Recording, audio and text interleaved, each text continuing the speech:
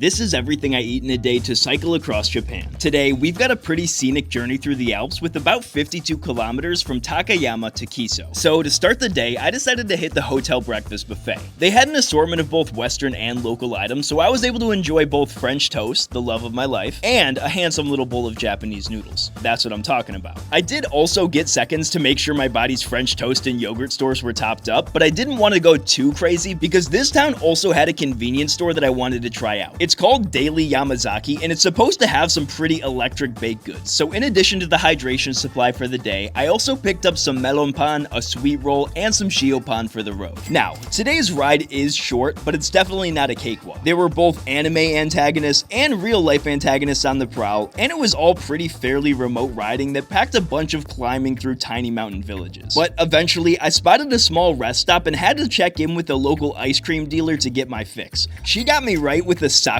flavored cone and told me that the remainder of my ride would pack a bunch more long tunnels, then a steep climb into the Kaitakogan Highlands before I was home free. Today's the first day that my destination isn't a proper town, but instead just a small mountain cabin in the middle of nowhere. When I arrived, this place was run by a super kind couple that gave me a tour of the main house, showed me the cabin I'd be staying in tonight, and even had a hot bath ready to go for me. Then, this is where it started popping off. After my sud sesh, they called me over to come and eat some dinner, and considering the remoteness of the location, I wasn't expecting anything crazy. So when I sat down to a Michelin level tasting of a ton of traditional Japanese dishes, I was surprised to say the least. And guys, this stuff was nice. We're talking about fresh river fish, hot simmering wagyu, freshly prepared local vegetables, and they kept bringing out more. This was the Hansel and Gretel experience bar for bar. But instead of executing me and turning me into a pie, they brought out some yaki onigiri, a huge assortment of fresh tempura, and a nice platter of soba. Surely that's gotta be it, right?